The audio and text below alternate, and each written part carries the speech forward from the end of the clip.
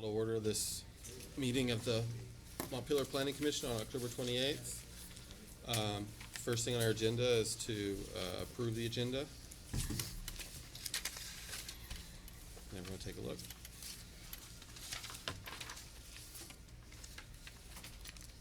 I'll move to approve the agenda.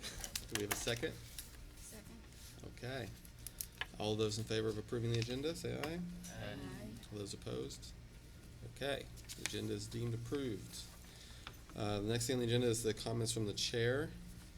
The only comments I have is that, it's been a little while since we've met, so just as a reminder, we'll probably, as far as the timeline in the near future for our meetings, we'll probably vote on the regulations we'll be discussing tonight and on the map we'll be discussing tonight at next meeting, so that everyone's aware of that. And then at the meetings after that, we're going to tackle the city plan, and we'll probably start trying to do maybe about 3 chapters a meeting from then on, kind of the ambitious plan.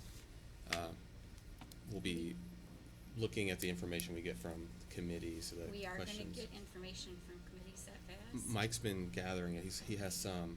I think we have enough at least for one meeting already, right? Yeah, we'll have enough for one. It might take us a couple meetings to get through those, but we can at least get those rolling for the implementation plans. Are you including the energy one? I have not. I've got to meet with you guys, probably your subcommittee, Oh, and see where okay. you guys are at. All right. Revise it in light of our MPG grant application discussion. It kind of helps to narrow down the scope of it. Actually makes it easier. Okay, good. That's all I have for the comments. So the next on the agenda is general business, and I don't believe we have any members of the public here. All of the folks in attendance are from the Historic Preservation Committee. Is committee, right? Or is it commission? Historic Preservation Commission and then Design Review Committee. Okay, so that's easy to keep track of. All right, so it looks like other officials are in the audience, so it doesn't look like we have any general business. So the next on our agenda is to consider the minutes. So it's another housekeeping matters to move through. So if folks can take a look at the September 23rd minutes. Let us know if I just have a quick question. So at the bottom of the minutes, and I wanted to ask about this anyways, but I was reminded, we did talk at the last meeting at the end about potentially having a working session. I just wanted to make sure nothing happened in between this last Correct. last meeting and this one, Right. right? Okay, I just wanted to make sure I wasn't left That's a out good of question. the I had detail assumed. change. Yeah. Okay. So Perfect. did you have a quorum? We did at that last meeting, yeah. Okay. Right? 'Cause- September 23rd. Yeah. But as far as early October, there was not a meeting. Is that No, right? yeah, because there was a holiday, and then we had thought oh, maybe we'll get together for a working session Right. the week before, but then nothing ever materialized, and I wanted to make sure that was in fact what happened. And I think our next meeting is a holiday too, so I just Is it again? the 11th, yeah. Do we want to talk about that real quick? What's the 11th? What holiday is It's that? Veterans Day. But, will you be here, Mike? Usually that's a holiday for the city. It is. The city's Oh. on holiday that day. Next year, by the way, almost all the holidays are on different weeks. So this year was a particularly bad one for So- every holiday For the landing Okay, on the planning so, commission so meeting. dealing with this real quick, and we can take it back up at the end maybe, but if people need to think about it, could we meet on the Tuesday? Would that conflict with anyone? The Tuesday after? So that So would- we're gonna need Mike because it's gonna go over the city plan material. So we're gonna shoot for November 12th instead. That works for me. let me just- That's fine. Does anyone know off the top when the CBRPC meeting It'll be the second Tuesday, so it would conflict for you, is? Okay. I I think. can't tell. I have to get back to you. Second Tuesday, yeah. Yeah, I don't know. I'll have to check on the availability of this room and whether or not it'll be recorded or not. So I'll have to query a few things to make sure. Would it be better to put us on a different Monday? The other Mondays are all occupied by unless you're not having a meeting. As far as I know, we're having DRC still. Okay, DRB, we aren't having but that's later, so that doesn't really help us. Okay, well, I'll double check whether the 12th, how available that is. Do we need to post notice for it? Yeah, I would just put Is- notices out early. Okay, it's not too late to No. do that? Nope. Okay. So let's tentatively plan to meet at the same time on the Tuesday instead. And then if Mike tells us otherwise, we might have to audible. And Marcella, you could choose to come for the beginning or not. Okay. So that brings us to, I don't think we we voted didn't on vote, did we, on the No, we minutes? didn't, sorry, I didn't do Oh, that. do we have a motion to approve minutes? Or any more feedback on the minutes?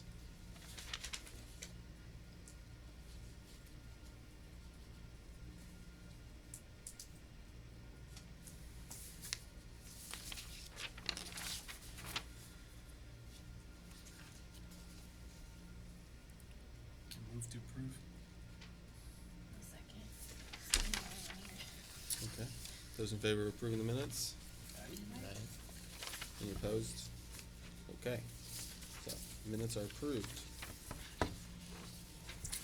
With a motion by Aaron and a second by Marcella, is that what it was?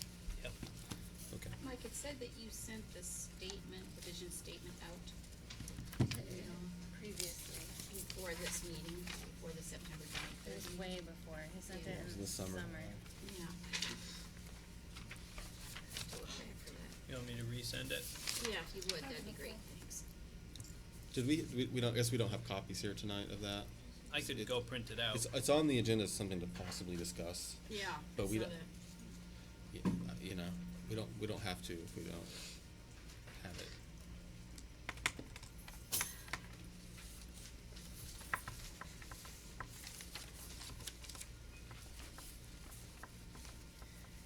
All right, so we'll move on to the next item on the agenda, which is just a summary of where we are so far. So that the goal for the meeting tonight, the main goal, is to review for the public where we are in reconsidering the city's regulations on design review and the accompanying map that goes with the design review boundaries and where the design review applies.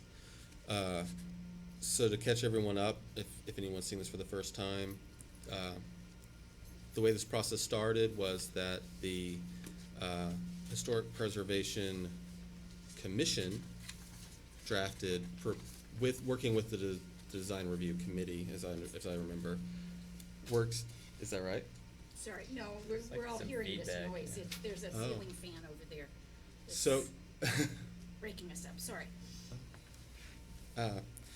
so the process started with those groups working on some proposed regulations together, and then they brought those informally to the planning commission, and so we had a meeting where those were presented to us, and we had another meeting where the planning commission itself reviewed those regulations, and we ended up producing feedback kind of informally out of that meeting. At the same time, about the same time that happened, the planning commission started looking at the design review boundary for the city, and kind of on its own has presented a preliminary boundary that for others to review. So that's where we are, and that's what we're going to discuss tonight. We're going to discuss where the regs are, and we're going to discuss where the map is. And as I said earlier, the planning commission will plan to vote on those two things next week. So with that, we can invite Meredith up, who's a staff member for the commission and the committee, to talk about the regs. And I don't know if we don't need to go into great detail.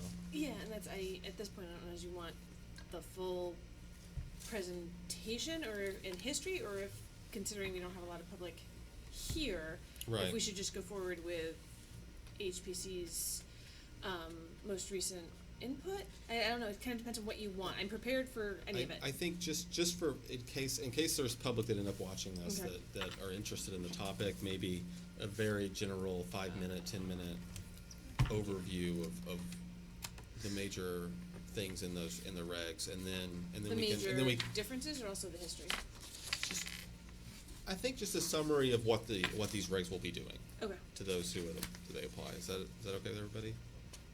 And then we can talk about specifics between the commissions. Just gonna pull this up so that people can see what they want to.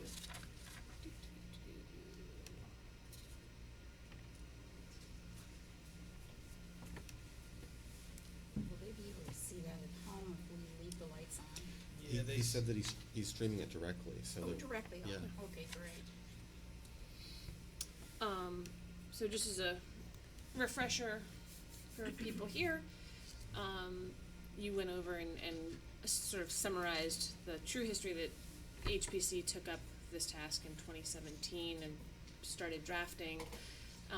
They used a lot of different resources, both within Vermont as well as nationwide, to come up with a new draft of the design review regulations. This really is in a lot of ways, a brand new draft. They incorporated things that were in the current regulations that seemed to make sense, that were very Montpelier specific, but really elaborated on the language, so you can't really run a red line from what's in place now to the new draft. And then it was a public process. There was a big kickoff meeting in spring of 2018, a large number of public meetings held by the Historic Preservation Commission. There were some, public attendees, as well as input from,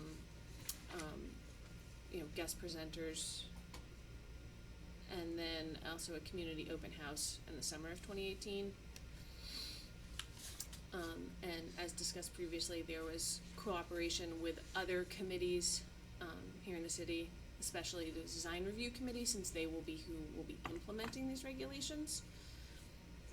And then also, administrative input from Mike Miller and myself to make sure that the new regulations can actually be administered.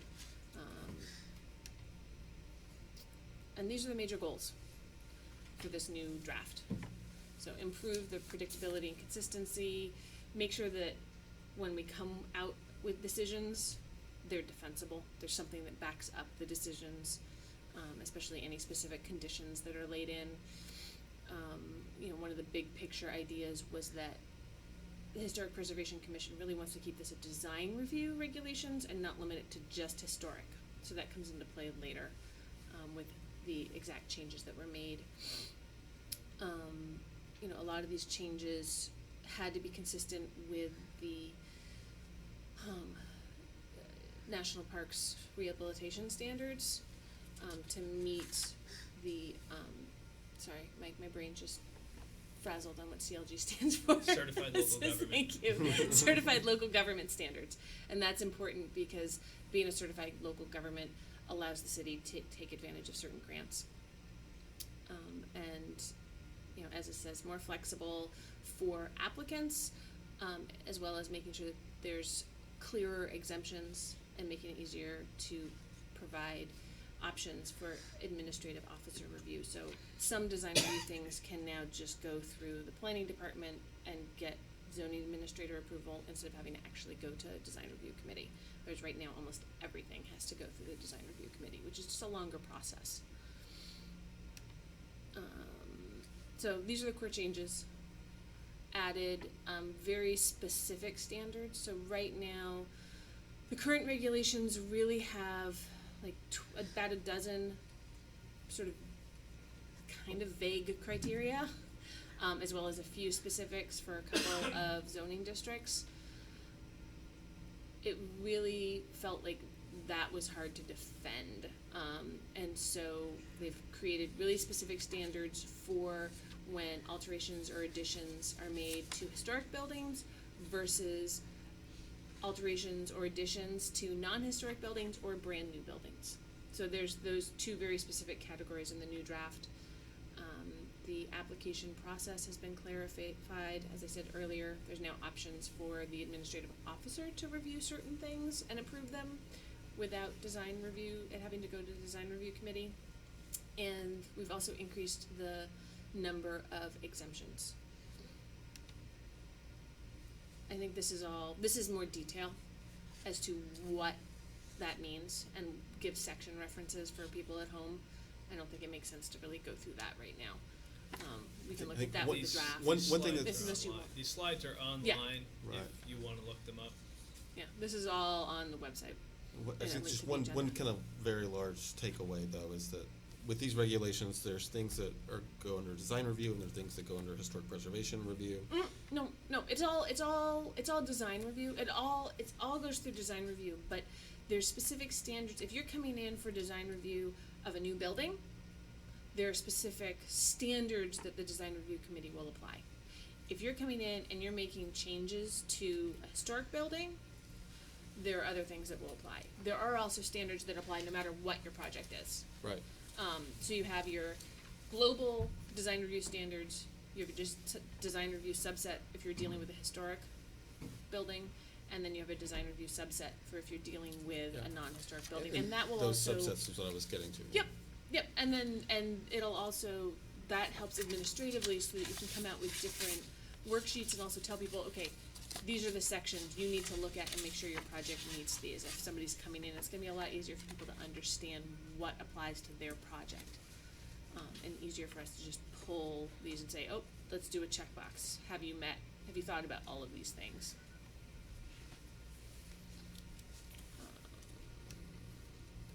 Yeah, I think most of the rest of this is stuff that it makes sense for people to take a look at, or they can call our office if they have questions. So, these are exemptions.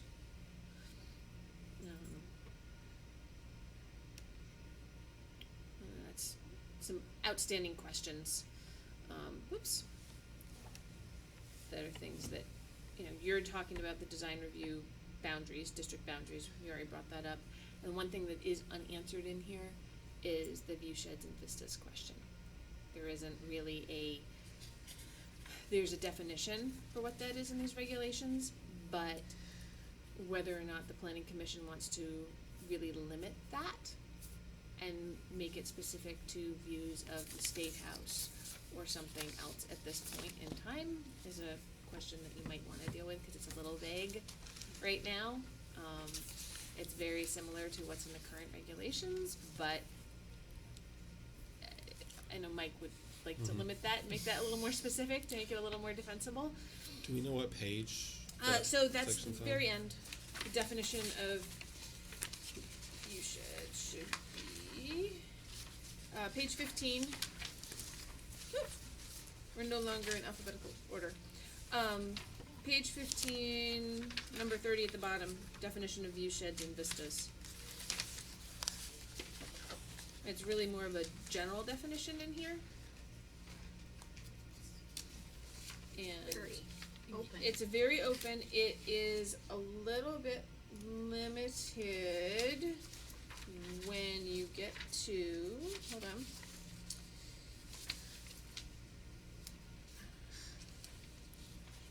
Where did we put it?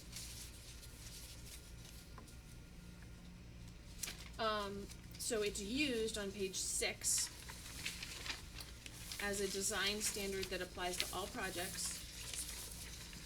And so page 6, Roman numeral 6, where applicable, development shall be designed to respect view corridors and significant vistas. Of course, we're not using the right terminology there, that needs to be fixed. Generally, including gateway views of the city and State House specifically. So it's still pretty vague. It's narrowed a little bit with that language. But, and as I said, we need to do some cross-checking and making sure we're using the defined terms where they apply. Why was the definition written so broadly when this is pretty specific to two locations? I think that and somebody else can discuss here if they need to from HPC, but I think that the Historic Preservation Commission didn't want to limit what might be considered view sheds in the future. That if the definition of view sheds is really, really limited, then it doesn't give it's easier to limit that, I think, in this provision here than in the definition. I think, but, I mean, at least that was my takeaway as to why they defined it that way. You could narrow it in either place, I think. If it's kept broad, is the concern that it's too difficult to administer, or something else? I think it's, you do run into does it start applying everywhere? Are you talking about just a view of the dome? Are you talking you can see some little teeny tiny corner of the State House? And what do you Yeah, and I Mike think can talk to looking at the this, maybe. definition of the view corridors and vistas, it's anything that's forested or anything that's open space, and you end up in a point where it's like, wait, if it has trees, we can't develop it, and if it doesn't have trees, we can't develop it. Isn't this just saying you can't develop anything that isn't already developed? And then the second piece is if it gets too vague and it gets challenged in court, then you end up with applicants need to have a reasonable expectation of what's expected in their application and what their requirements are going to be. And a requirement that's just too open-ended really doesn't work well. The more appropriate way to address this would be to be very specific about what you want to consider a view shed, and if in the future we want to consider other things and we do a view shed analysis and we do a public process and we adopt rules that then go and say, view sheds include views of the State House dome and views of forested hillsides as identified on map A-1, and then you have a map that identifies what those are. I mean, that's what you see in places like Stowe. They have a ridgeline zoning. They draw a map, and they have a map that says any of these that are on the map are there. It's gone through a public process, and therefore is kind of defensible because it's got a basis. It's not vague. An applicant does know they're going to have to meet these rules when they apply because they look at the map and say, my project is in or my project is not in. Yeah, this standard was originally just for the Western Gateway, so people coming down off the interstate from that area. But I know that the Planning Commission really wanted us to get rid of these district-specific sections that are in the current zoning regulations, because a lot of that was duplicative of the new set that was drafted by the Historic Preservation Commission. So really the only, this standard and the following riverfront standard were the two items that really seemed unique and that we pulled into this list of all projects standards. So one possible solution, considering that, would be in that sub 6 to specify that provision to the Western Gateway and possibly the river. We Still- could, before that was just Western Gateway. And the one below it, sub 7, was just riverfront. For sub 7, I don't know if that makes sense to keep that to just riverfront anymore, but it's something to think about. I mean, you could do that. It still is your definition of what a view shed is pretty. I mean, it's narrowed that way, but it's still fairly broad.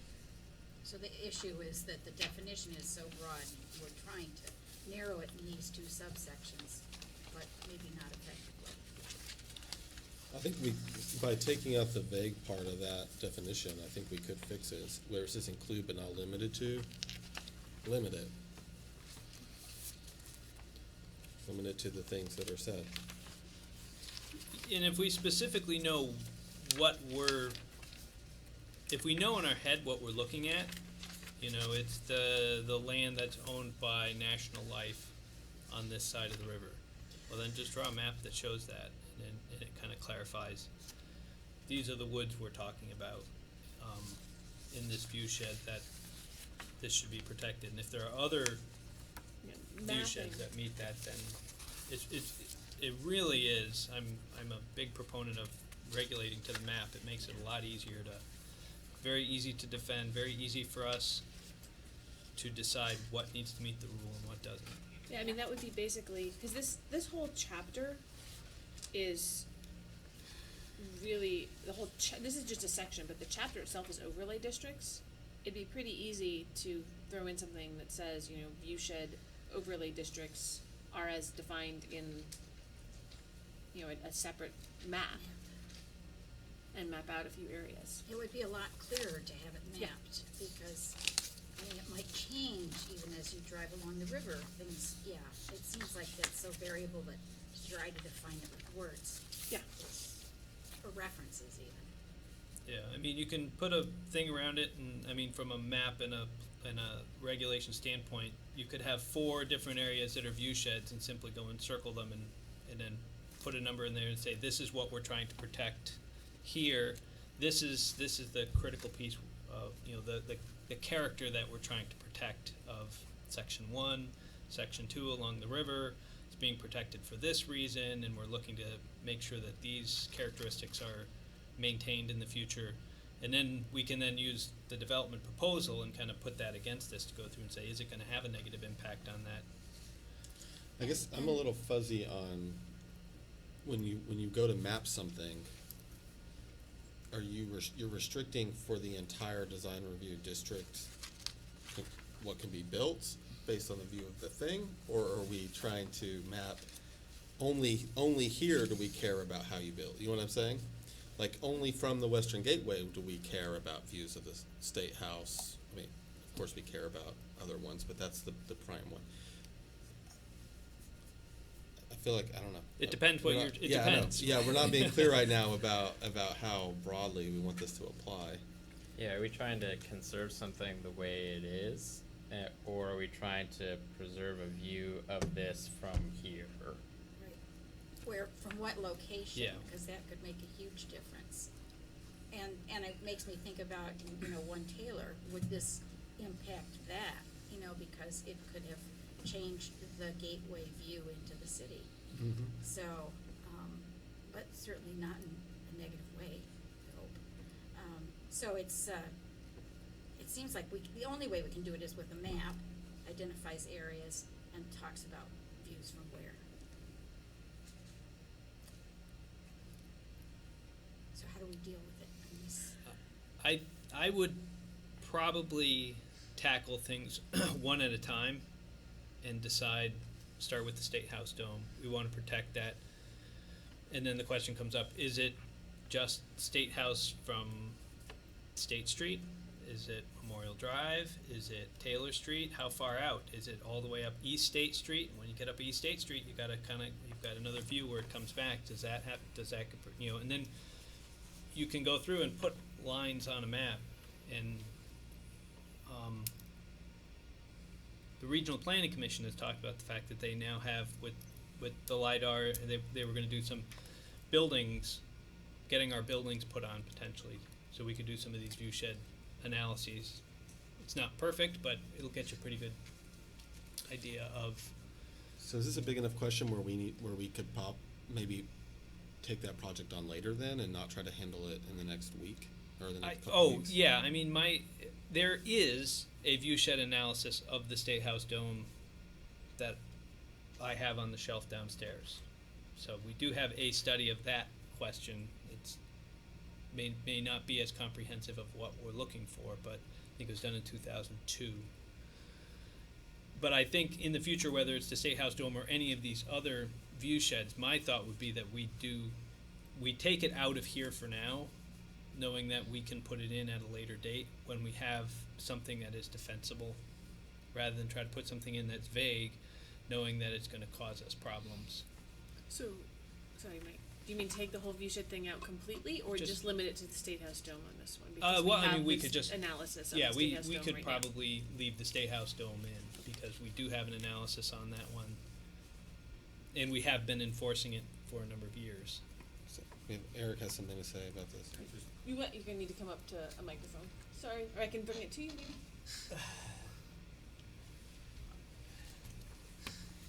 Yeah, feel free to take it to the seat if you want. I'm Eric Gilbertson. I chair the Historic Preservation Commission and sit on design review. And I was just thinking about the State House as it shouldn't only focus on the dome, because I believe it's probably the only State House, I think it's the only State House in the country that has a wooded hillside behind it, and it sits in a residential neighborhood. It's getting less and less residential, but the buildings are residential. You come off Court Street, and not too many, well, I guess a few years ago now, there's a proposal to move the Pink Lady and put up like a 10-story office building at that juncture. So I think it's important to put something in there that you can deal with it. I mean, I'm thinking about, you drive in Elm Street, you've got that whole hillside behind the Nature Center. I don't know what anybody would be planning on doing there. I think building buildings along Elm Street probably doesn't impact the view shed. But every way into town, and one of the most impressive views of the State House is coming down Berlin Street. You come down from the hospital, there's the Capitol sitting right there. So a house on Berlin Street could really block that, or a bigger apartment building could really block that. And I think the setting for the city, which comprises the view sheds, really important component of the general appearance of the city and the impression you get of it. I mean, the State House, really, you see it everywhere you come into town, you see it. So I think that's probably one to call out, and I'll get messed up with I think it's certain that we need to be very careful and be very smart about this, because it's not a little thing. So for me, the question is, can we do it? Can we even do the State House justice? It next may week? make sense that we actually look at this, protect the views of, we'll just use the views of the dome as a catch-all for now, as a separate overlay district that we would then map out where it's located. I'm just thinking, Eric points out that you can see it from Berlin Street, you can see it from East State. These are both areas not in design review. So once you're outside the box of design review, the design review rules don't apply. And that's So why if we wanted to yeah. protect the views of the dome, we may need to just go and do its own overlay district that says, you know, we can see it from here, we can see it from here, we can see it from here, and we can see it from up here. Yeah, getting to what we were Therefore- talking about earlier, Yeah. it's like design review is about what you can build within that area, which it doesn't seem like a good match for this. Yeah. Yeah. I mean, if they overlap, then yeah, we could. They overlap pretty well, but it sounds like there are going to be a number of places outside of the design review district that's going to get missed. So it may be one that we pull out, but I'll add to my list. I'll send out that 2002 report, and we'll see how helpful it is. I haven't read it. I just know it's sitting on my shelf.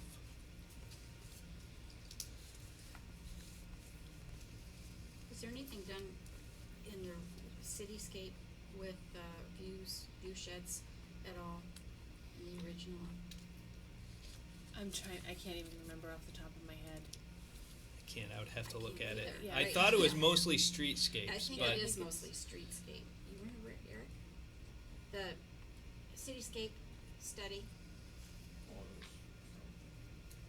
77 or something. Yeah, Did that way have back. anything about view sheds in it? I don't think so. Okay. One of the things on the backdrop of the State House, one of the zoning proposals that came out, that would actually permitted construction of buildings on that hillside behind the State House. It was part of a development area.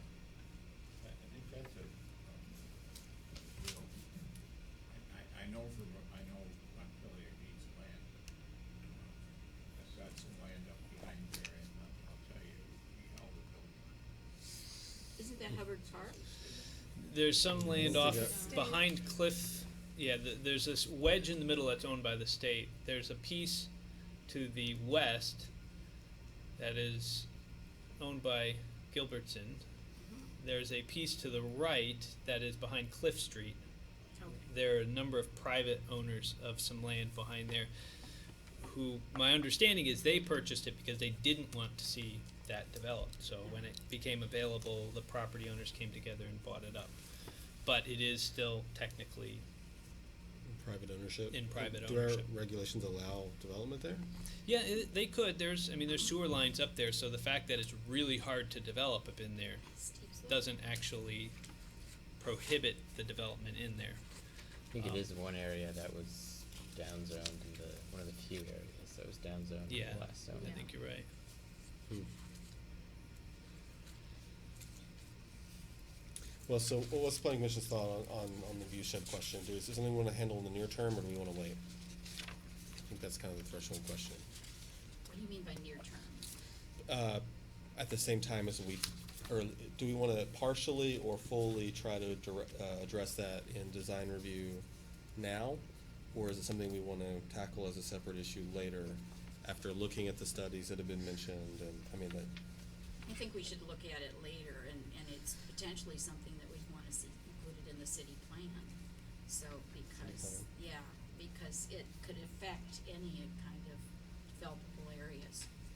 I wasn't even thinking about the area along, Memorial Drive previously, so, anyway.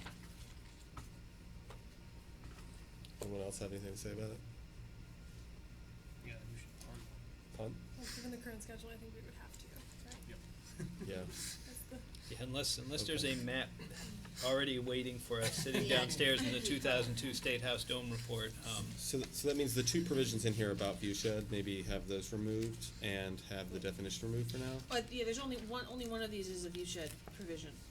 The, for parcels with river and street frontage, Mm-hmm. that's a river frontage issue. That's about making sure that river sides of structures are equal in character and quality to those on the street side, so that, cause the river side you can see Mm-hmm. in a lot of these buildings, just like you could from the street. So this is a different issue, the sub 7. but Six, you said you're regulating this now, Yeah, the this State is, House views? So if we take Yeah. it out, that doesn't sound like a great idea either. How does that change how you're regulating now? well, I mean, it will completely take it from out of design review. There won't be that criteria anymore. I Has mean, it- it's, But right has now it it only come up? applies to people within that area. right now it just applies within Western Gateway. This hold is on. still just within Western Gateway? Hold on 1 second. So this would expand it to Yeah. the entire Right. Yeah. design review district. I thought as written in here, it's already the full district, right? Yeah, now this would expand it to the whole. Which would be a hold on 1 stopgap second. measure for right now.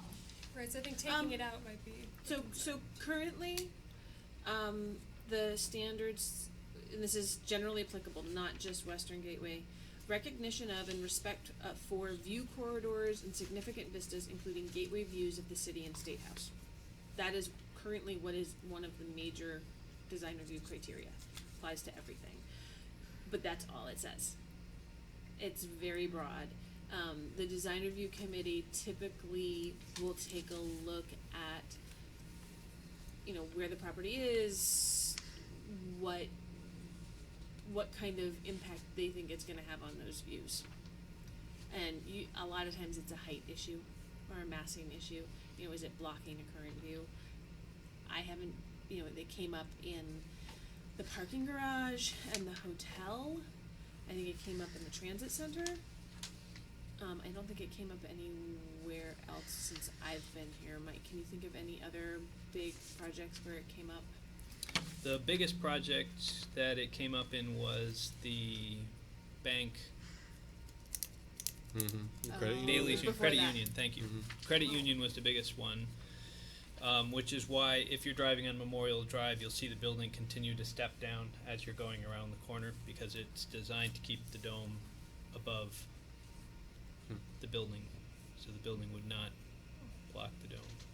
I noticed that. Yeah, and it was a, Or at least so I have been told. and it was a big issue for the garage, the the parking garage. Yeah. It came up a lot. Yeah. Public brought it Yeah, up will a it, lot. will it block the view from the bridge? Will it block the view from Memorial? Will it block the view? From Berry Street. Okay.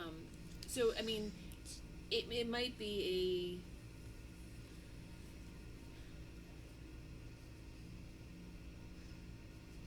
I don't know.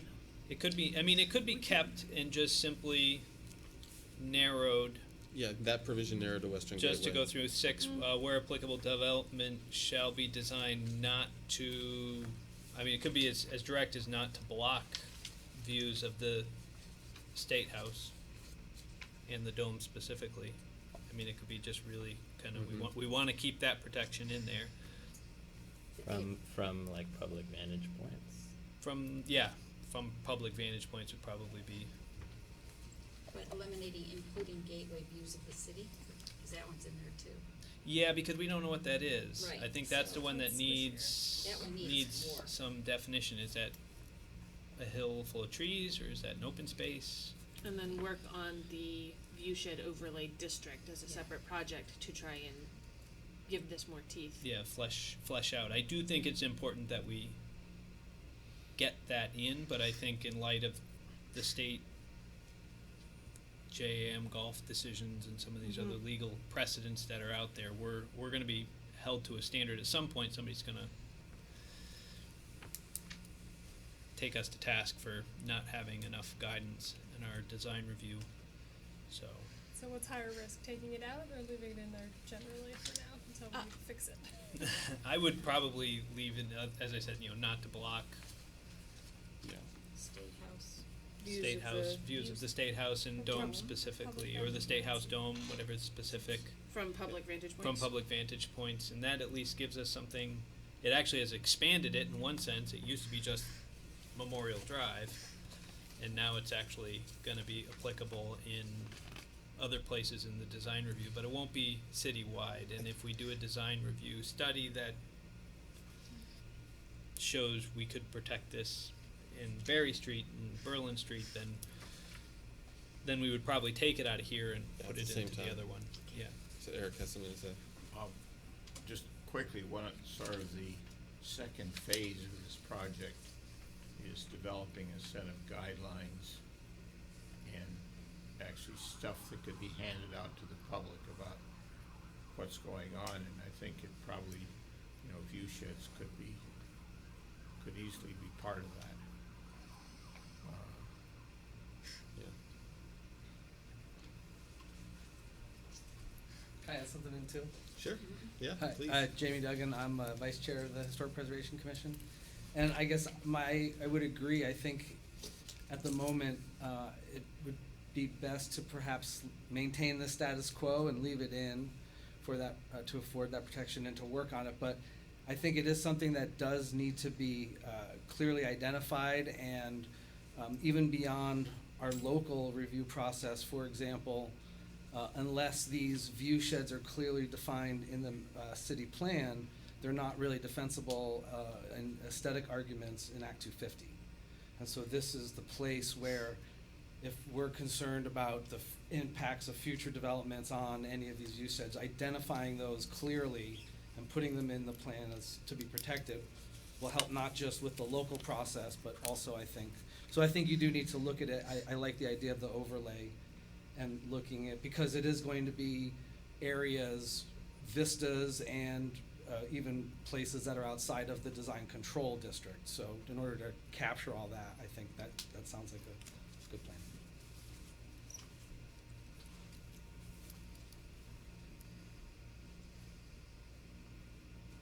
So you're proposing to modify 6, Mike, and then what happens to the definition?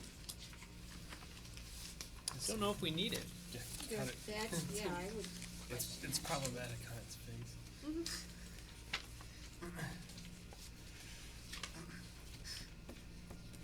So how much of a pain will it be to amend this later just for this when we do an overlay district?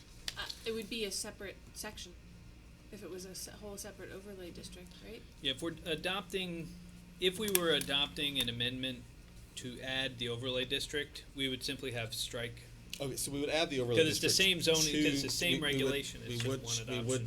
We would change this regulation, and we wouldn't create a new regulation for that. Correct. Okay. It would be another part of the zoning. You have the base zoning districts, then you have a design review overlay, and you'd have a view shed overlay that, Separate. I brought that's separate. that It's up all in that the same regulation.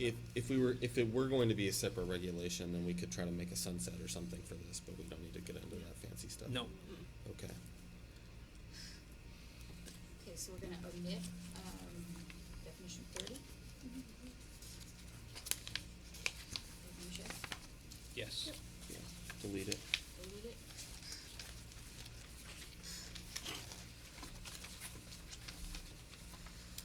And we have modified language for 6.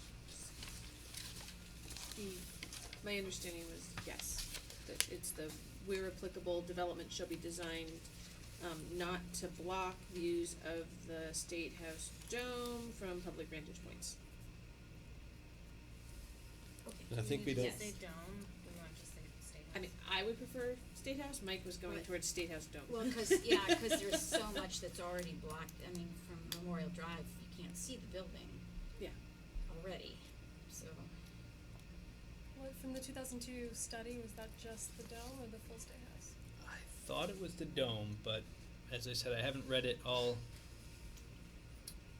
Can we do this? carefully. I mean, I'll send it out. Can we just say like whatever that view shed analysis It should applied match. to, it should, yeah, exactly. That's the starting point that we're gonna use. Yeah. I think That's it's- the which best I think is information smart, we have. right. Yeah. Mike can take a look for next meeting, because there's no reason for us to vote on specific language now. So we can, Because we're voting next meeting? Yeah. Okay. yeah. So we need Yeah, to vote because now. making those maps would make the most sense to me. So, question, at this point, would you like me to go into what the Historic Preservation Commission is pushing back on since your last set of edits? Yeah, but with no one from the public here, I don't think there's anything else for us to talk about, so we can spend the rest of our time doing that.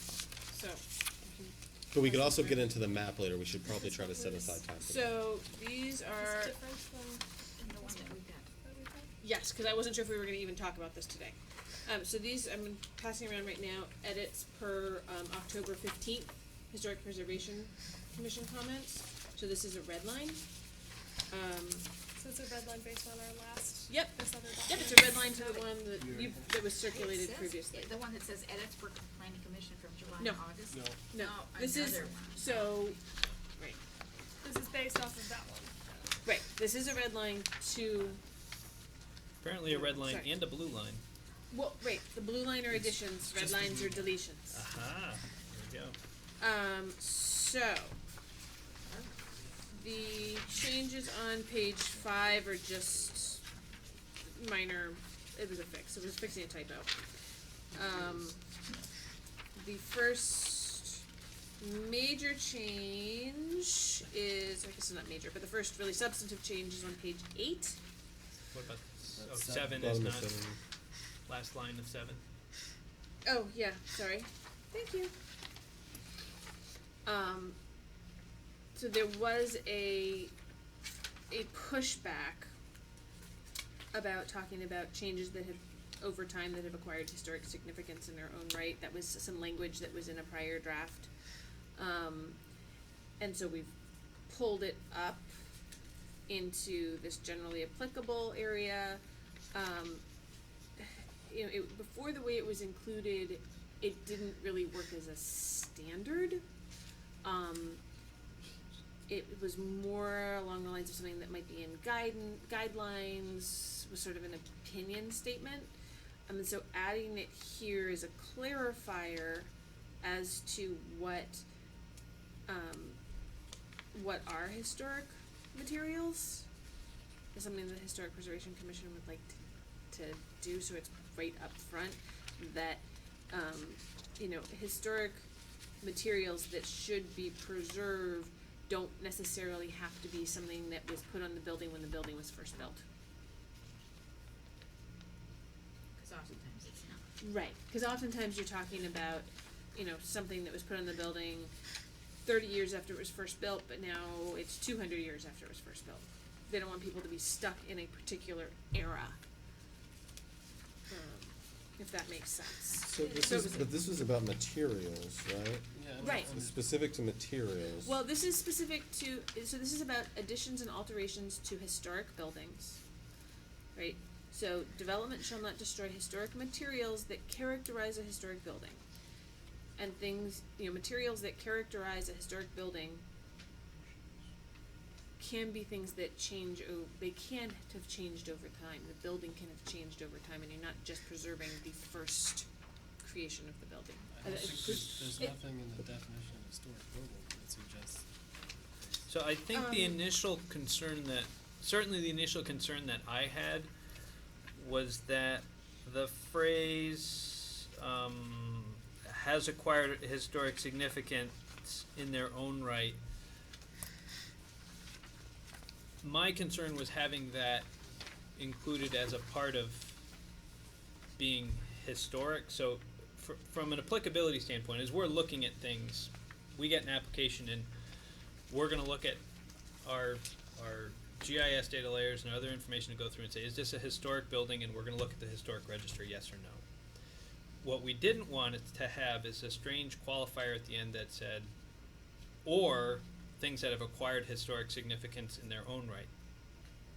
So things that aren't on the list but are historic. I mean, how are we going to administer that? How are we going to enforce that? How's an applicant supposed to know if their non-historic building has now established historic significance over time? And so I pushed to kind of pull that back. I was like, either if it's historic and we keep that register updated, or it's not historic and so we have to decide, are you going to meet point B or are you going to meet the requirements in point C? And we have to be able to have some way of knowing that and not have a vague thing that sits out there that says, or if we feel like it, we're going to stick you into the historic. But this is about the material. This is being applied. So we took it out. We had a discussion in the past on that, and so we took it out of kind of everything.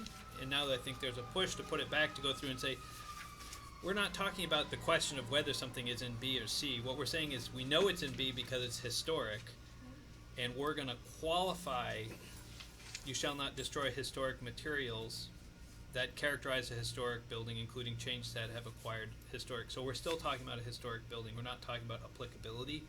We're talking about something as a specific instance. And hopefully I haven't completely turned everybody around. And there are definitions for character defining features and historic materials in the back, but I think the worry is that when somebody's reading this, people don't always go back to the definitions. And so having this here as a qualifier when you're talking about material, when you're looking to change materials on a historic building, to have that clarifier up front makes it, even though it may seem like with more words you're going to confuse people, I think it's actually going to make more sense to people, so that or at least they look at that and they go, wait, I need to ask more questions, versus they just assume what's going on. My reading is that there's not really much risk that someone can make an argument that historic only means when it was first built. Agreed. And like that. Well, doesn't- it that was doesn't put seem into like a different place a good before. argument It was at all. in a different place Yeah. before, and now it's been kind of, Specifically about materials. now it's being specifically applied to materials. So if materials were added to the building after, as you said, 30 years after it was built, those Those could could- be considered historic, but might not. Right. I mean, that's a listing on the National Register usually has a lot of detail about what is characterizing the building, and that is often what is looked to. And it may talk about additions and changes yeah. and things that were changed, and if they're in the listing now, they're often considered, okay, this is now another character defining feature. And Eric has something to add, which would be great. I think that what this was designed to deal with was a building, say, an 1840, really simple Greek Revival building that had been updated with a porch from 1880, a bay window, and I think those become contributing pieces of the historic building. I think that the is to say, yes, this is historic. It's, if you wanna take the bay window out, no, it's part of the historic character of the building. Is there a date on that would define, is it more than 50 years old? I mean, I would look to, as Mike said, to the National Register documentation. Just see if it's listed on. What's the the description on the National Register? What the photograph is with the National Register. That's a good baseline to deal with it. Would it clarify if we added the two words "in materials"? So, development shall not destroy historic materials that characterize a building, including changes in materials over time that have acquired historic significance in their own right. Does that make it a little clearer? There might be historic aluminum siding by this point. I like that, Mike. You remove the word historic the first time it's No, I used. would No, keep no. the historic in there. I would just go and say including changes in materials, because I think a little bit of the confusing is because we talk first about historic materials that characterize historic buildings, and then we have the qualifier. The qualifier isn't to historic buildings. The qualifier is for the earlier historic materials. I think that makes sense. So just referring back to including changes in materials over time. So you're adding including changes over materials. In materials, yeah. In materials. Anyone else have anything?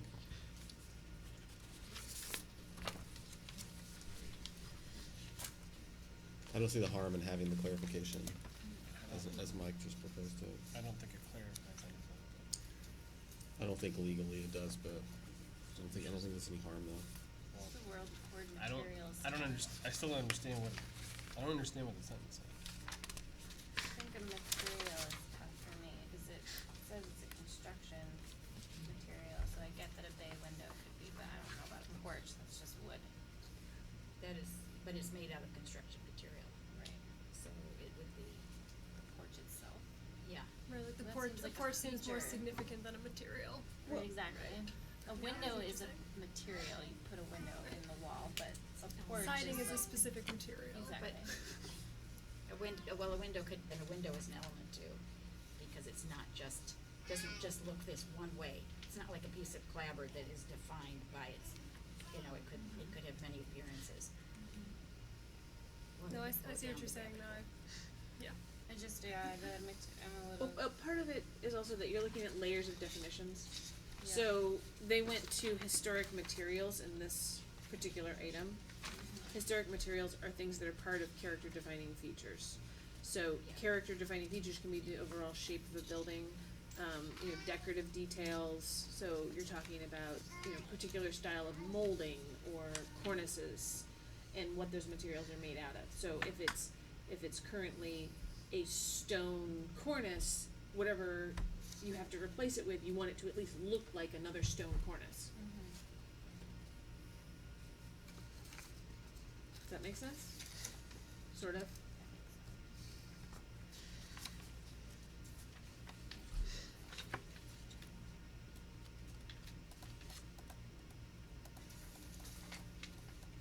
Just let me know when you're ready to move on. So are we- So do we have any further amendment? This is, there's, character defining features in this, there's different, this subset, Depending on the historic building depends on what would be a historic material that characterizes a historic building. In certain cases, certain historic pieces are more important than others to establishing that historic character. And so, development shall not destroy historic materials that characterize a historic building. So, I mean, it doesn't say you can't destroy any historic material at all. Just the ones that, okay, so it's just. It's sort gonna, of- there are gonna be certain pieces that are very important. If we're looking at, a Victorian building, there's gonna be a lot of historic elements and materials that define that style of historic building. Others are gonna probably have less, but, the question is, if a foundation collapses under a building and it's laid up granite, is the laid up granite foundation a character defining feature of that Greek revival building? Or is it just the foundation? The building itself is the important piece, and if Right. we do something, how do we fix the foundation? That's where we would come into design review, and historic preservation is gonna come in and make a case as to, is that granite foundation actually a historic designing, integral piece, or can we remove that and put in A real foundation. a real foundation Yeah. because it's in the floodplain and it's got erosion, Right, so or do even we if we redid this, Or do we have to take the concrete and make it look like it or was do a we have to do the historic concrete and put a material? historic Oh, facade on God, it, yeah, but that's the exactly. question that comes up is that's what we're looking at when we get in here of that they have to deal with. So if you're looking at the register, though, that might have the original materials, but that would also have those significant changes. Mhm. So I think Erin's Yeah. point is therefore that comment isn't necessary. If you're looking at that as the metric anyway, which you would be doing regardless. And it's already, that metric's already contemplated in the definition that is Yeah, I mean, back. It wouldn't change anything in how you're actually reviewing it. to have that Correct. language. True. Correct. It gives the DRB the ability to make this analysis on its own already. It doesn't need to have its additional language. and that's why where it was before, it was struck, cause it made more sense to have it be an explanation and a guideline. Should it be added to number so- 11 in the definitions instead? And then that would clean up the requirement. The requirement Sure. would just be, you shall not destroy historic materials that characterize a building, period. The definition of historic materials says construction materials of a historic building, structure, or site thereof are part of a character defining feature, including changes over time that are required historic significance. I think the definition of historic materials as is sufficient. There's nothing in that definition that suggests that changes that are made subsequent to the original construction of the building can't be part of the character defining, can't be a character defining feature. It gives the tribunal the ability to figure out what's the character defining feature. And that includes historic vinyl siding. That's where they end up going. I don't, and I don't disagree with you. I mean, that was one of the ones that I pushed to remove before, Yeah. but I could see the value of why they wanted to put it back in. It was less problematic putting it back in here as a qualifier to historic materials. I don't think it's a necessary piece, but if it's helpful. Do we have someone from historic preservation that would like to make the case for keeping it? For the, to have this clarifying language about significance of their own right, or are you guys fine if we just end up not having that clarification? I'm not sure what significance in its own right means. Okay, so you're not going to bat for it. Okay, sounds like. Okay. I just kinda don't know how that could happen unless it's, Okay. a modern addition to a building. Okay. So who asked to have this put in this location? It was a historic preservation commission change. We can Take it out. yeah. I mean Okay. these are all. I don't think the historic. I mean Eric can override me if he wants. I don't think the historic preservation commission is going to. It's not like the historic preservation commission is going to outvote the planning commission and say this has to be Okay. in. Okay. So in that case, we'll plan to not have that in what we consider next week. Because Okay. it's, I'm not getting, just from the planning commission, I'm not getting the vibe that people want that either. So are we talking about taking out everything in blue? Everything Yes. in bold, yes. In blue. The blue underline. Blue underline on Yep. number 5. Yep. Okay.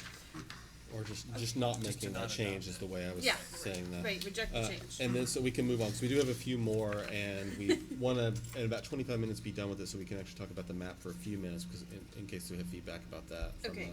So others. page 8, number 6, there was a question on whether or not new development on historic buildings needed to be compatible and respect both the character of the primary building, just the character of the primary building, or character of the primary building and nearby properties.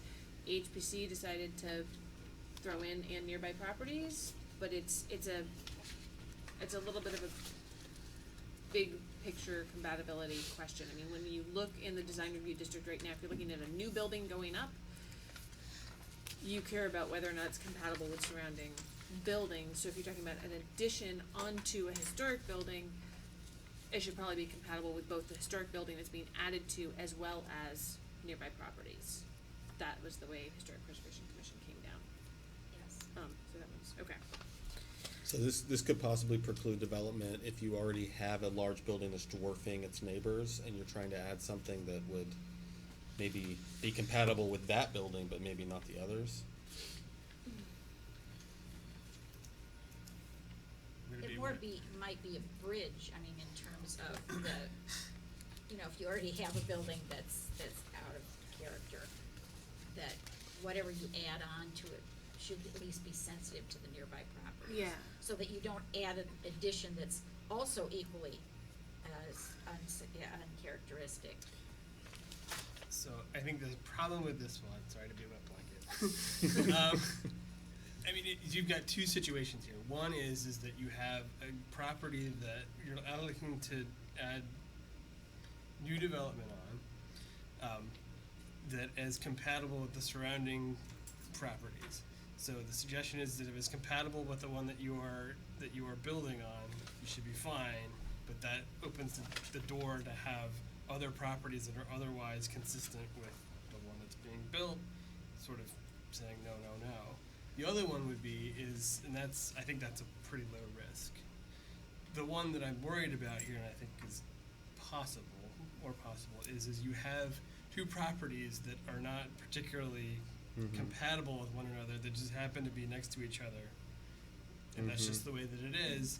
And the new development on the property is consistent with the one that it is being built on, but by definition it is going to be, it would not respect or be compatible with nearby properties just by random chance, and it just seems like. It seems like the add point in- of this was that we want to differentiate between old and new, right? Like, if it's an addition, we want to show that it's a new building. And like, we probably have this like 14 times in our ordinance for things to be compatible with massing, size, scale. We like just tack it on to everything after we say something. But So I'm not sure it's this it's isn't necessary. actually, I but don't think this is actually addressing that point. But I mean, in reference to what you're saying, Aaron, could we say and respect nearby properties? I just don't think we need it. right. Well, Isn't this if we isn't don't this like put it this in, whole like then section we're about opening doing this ourselves though? up for I think the potential to develop additions that are not in character with the neighborhood. Yeah, Right. Well, I think it's what John was saying though, is we have in another whole bunch of other places. We've That's got the whole massing, point of this, scaling. like, section There's a of whole this there's a overlay. whole set of over metrics that which the DRB is going to use to evaluate the appropriateness of any proposed development.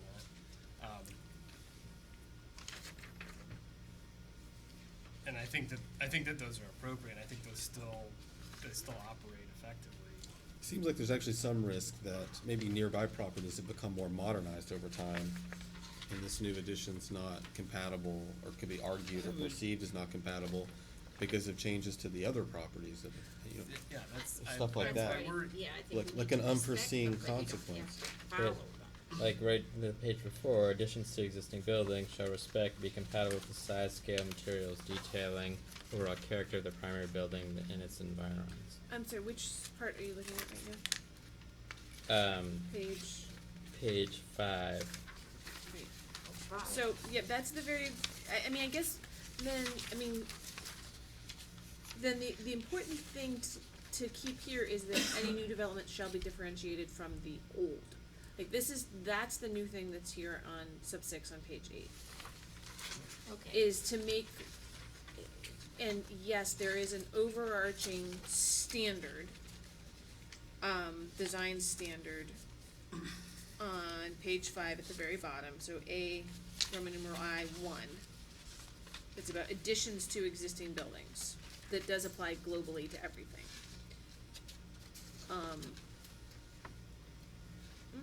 Character of the primary building and its environs. I mean, ultimately you could, I guess you could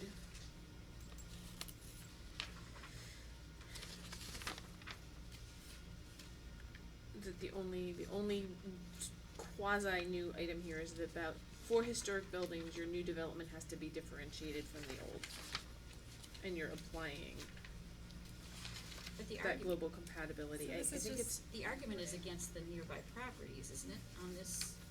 Right, but on page Well- 5, it's saying it has to be compatible. And page this one 5, is saying respect and be- differentiated and compatible.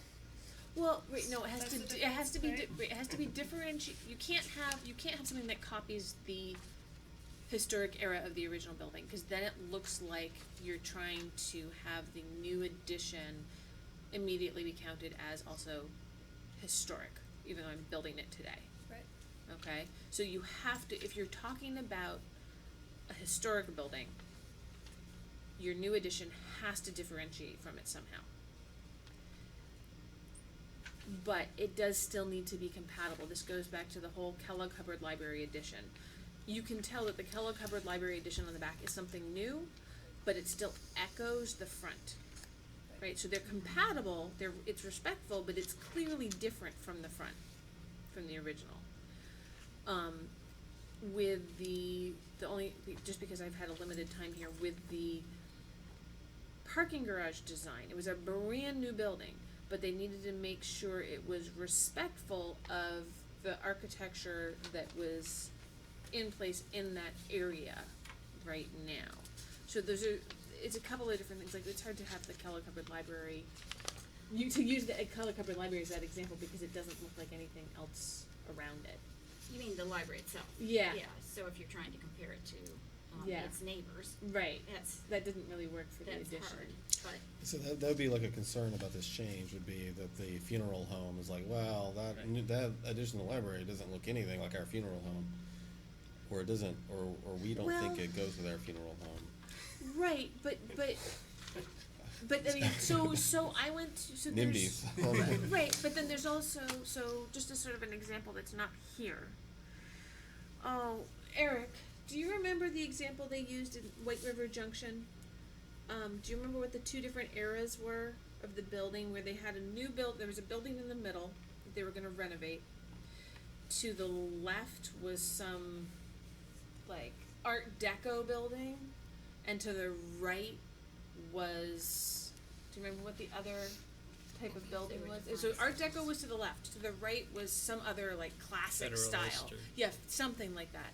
And the building in the middle had originally just been some blah, like 1950s one-story building, and they renovated it and they brought in architectural elements from both the building on the right and the building on the left, and made a really cool, funky building that looked like nothing else in the area, but it still was "quote unquote" compatible with, because it sort of echoed them both.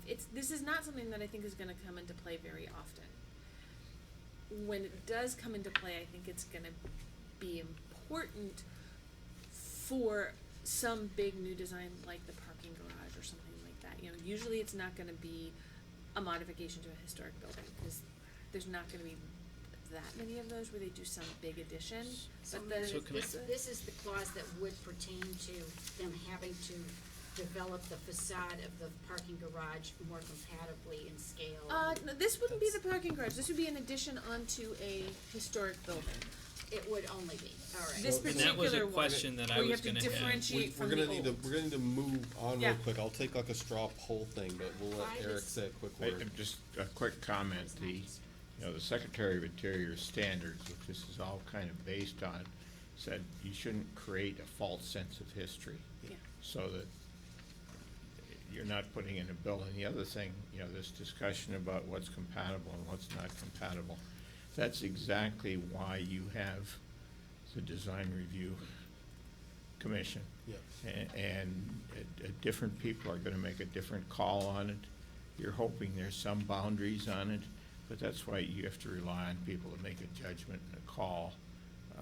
'Cause to try to define it all in regulations, Right. We are trying to minimize ambiguity. I mean, that's part of, that's why we have these I long think discussions. that's Sorry. good. Yeah. Yeah, Getting the- hung up on. the one sense I was just wondering, it doesn't, even though we kind of know what it's trying to say, it doesn't actually say historic On 6. on 6. So it's to differentiate, new development shall be differentiated from old. Doesn't say historic, just says old. So if we're adding a porch on the side of my 1982 raised ranch, that's adding something new to something old. Do we really need to respect and compatible the massing scale and architectural features and detailings of? So this is You all probably in the. do because it's in like 4 other sections. It's all in The bulk of additions it, and yeah. alterations to historic buildings. I think they were trying not to reuse the same words all over again, but you could Yeah. just say any new development on a historic, any new. You could rearrange. Well, I was just wondering, in the end, the additions- character of the primary building could be the character of the historic building, if it was meant just to apply to historic buildings. And then the other question was, and nearby properties, is that, again, are we referring just to nearby historic properties, or if my neighbor has a raised ranch, am I required to be taking my historic Greek Revival building and now making sure that my addition on the side of my Greek Revival building is actually compatible with my neighbor's raised ranch? So, Not compatible, but, I mean, imagine. Differentiating it You've from got it. your raised ranch, and then you've got a 3-story Greek Revival building, and you wanna add an addition onto it, so you wanna make a 3-story addition onto your Greek Revival building, then is that compatible with the neighbor? so, I wanna do a quick straw poll, like if there's any interest in, any type of concept of evolving nearby properties, if you're interested in doing it in any fashion, raise your hand. Okay, that's what I thought. Outside of what's So included out, in wait, the wait, stuff. out, outside of I'm what's asking, included, just for this without provision? getting into the weeds of it, just for this question, this nearby properties language, if you're you s- interested in trying to do anything in any form related to nearby properties, raise your hand. Are you saying Because that if otherwise people to aren't, eliminate of this this section? provision, Are you saying to eliminate in nearby properties? to not accept that addition, yes. Okay, alright, Um, that's what I what- thought you were saying. Are you interested in doing this in any form, this nearby properties idea in any form, or are you okay just not doing it and moving on? So, What? Can we Leave the it as first it is. part of the Leave it as question, it- are you interested in doing this at all? Non-binding resolution. Yeah, Do we tentatively support that's what I'm change? saying. That is Reject what I'm six, saying, I eight, think six. people understand what I'm saying. Okay. Raise your hand if you're interested, I think Barb is the only one interested, If right? you're interested in leaving it as the change is As written. proposed. For any version of it, yes. Okay, so we're gonna move on and not do that, okay? So we're gonna take that out. But Barb, next week, you're welcome to, like, propose something as we vote, okay? Alright. But just for time of moving Bring some on. examples. Yeah, okay, so we're gonna move on to the next one on sub 4 on this page. Yep, so this is language Four. that, Wait. Oh, yes. bottom of page 8. This is language that had been somewhere else, and planning commission, I honestly can't even remember where it was before. It was on the next Um, page, under, Yes, New so development. it was stuck under, projects that do not involve historic buildings, yeah, and it just really didn't make sense there. cause it was. And so we've moved it under materials related to historic building changes. Mhm. It's fine. Anyway, so that got moved there. You guys can. But just to be Is clear, Go- it okay. only applies to additions and alterations. To Oh, I'm historic sorry, buildings. Okay, I see what you're saying, alright, perfect. I probably wasn't here when we discussed this the first time around. Does that sentence make sense? Cause it doesn't really make sense. I didn't understand it before, when it was Yeah. there before, I but I don't- don't understand it now, I so don't I'll keep my mouth understand. shut. Do Mike, you maybe have we to should preserve circulate. old technology?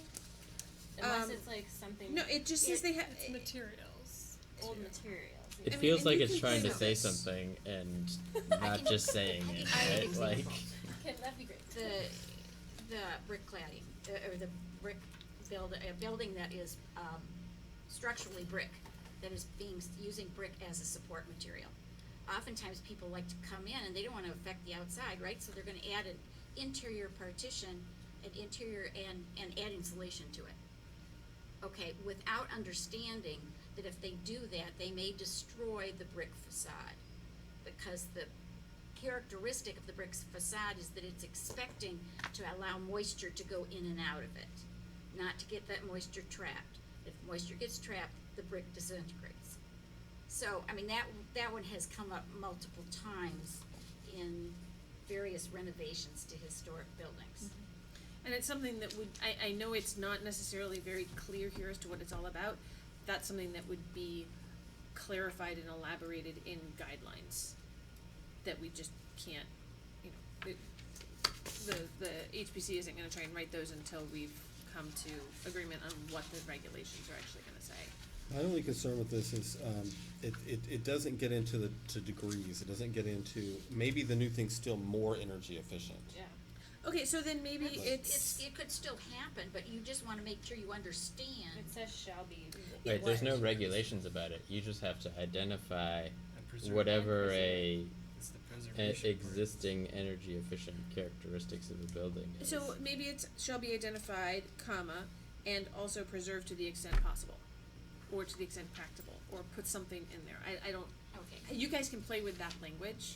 I think that making sure that there is a way to identify those, that those have to be considered and presented to the design review committee so that they can review them is important. And leaving it up to the design review committee as to what extent it makes sense to preserve them, I think is up to, common sense. As I said, this, HPC is putting forward its wish list every time. This is its wish list. So if I, You already had that. where it Yeah. says the existing energy efficient characteristics, if I took out energy efficient from that and just said, before implementing any energy conservation measures to enhance the sustainability of historic building, the existing characteristics of the building shall be identified and preserved, that makes it significantly clearer in my head, because are we just talking about Is there like a existing handful of efficiency? things that we could just list? Because I have no Or that. idea what No. this means. It's gonna change though. Every building will be different. And it's gonna change depending on what, through studies we've Mike, does it make sense to circulate that article before the, I mean, I think we're getting hung up on this. That's just, but Yeah. that really, that article is really Energy looking at efficient characteristics. why you shouldn't Right, demolish that's what, if you and take that rebuild. part out, Okay. we're just Oh, it preserving was? the characteristics imagining, through like- efficiency And improvement. that changes the meaning though. That changes the That's, meaning that's not the completely. meaning that she's Well, wanting. then I'm not I'm getting the imagining full. walls, like, I don't- So, It's- well, I mean, there's also. It is all encompassing. We're like trying to stop people from doing like stupid things, right? And there's probably like a list of stupid things that people do. It's a long one. Every building could have a different one. That would be something I think to lay out in the guidelines. Putting it in here where then to modify it when you learn something new, you have to then go through and go through the whole process of amending the regulations doesn't make a lot of sense to me. I don't know. I mean, we could put some examples as long as we're clear that they're examples.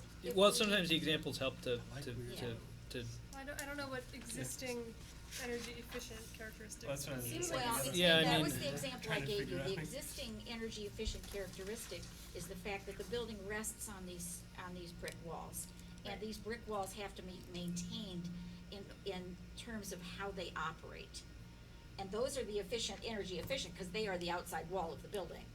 Right, Um, but, okay, but that's still just a characteristic of the building. No, because actually, if you look at That's the being characteristic impacted. definition, The characteristic of the characteristic could be the type of brick mold that, because we don't have just characteristics defined. It's the the historic character defining my- features, which if- is a little yeah, different. visual aspects and physical features. But is it, what we're trying to comprise protect the- here is the character of the brick facade. not No. not necessarily. It's We're trying to prevent it from degrading based on improvements. We're That's the, So how here's, is so, different so- from trying to so- protect the brick right, wall. I mean, The, so, well, we have lots of examples. like, I'm thinking right now, like, if I wanna implement an energy conservation measure to enhance the sustainability of the historic building, I wanna put in heat pumps. Mhm. Put it on the back side of the house. Does that mean I have to identify and preserve the radiators? those are inside. We don't care about those. It's a energy efficient characteristic? But it's Right, see inside. that, yeah, we're on the same wavelength. I don't, Okay. I don't know. do I have So- to first prove that the water baseboard heat is not in fact more energy efficient before I'm allowed to Well, do an you're energy. gonna, Okay. you're gonna leave it in place anyway, so that's kind of a moot point. Yeah, I think, well, You know, that, my like, okay, concern a you're little bit with assuming- this one is the fact that it's, I mean, upfront, so usually we're talking about development, we have a specific development, so before implementing, quote, any conservation measures to enhance the sustainability of a historic building, end quote, so that's what we're talking about. If I went through and came in and applied to Meredith and said, I'm gonna be replacing the front door because I want to add more security measures, I don't have to meet this requirement. I don't have to evaluate it because I'm not doing it for energy conservation reasons. I'm doing it for security reasons. So the way you're leading into this, before implementing this specific set of stuff, so all I have to do is not say that's why I'm doing it, and then I don't have to meet, if I don't meet the if, I don't have to meet the then. Right, but a door is gonna fall into something else. It's gonna fall into anyway. something else. I'm just using that But as an most of example. most things are gonna fall in somewhere else.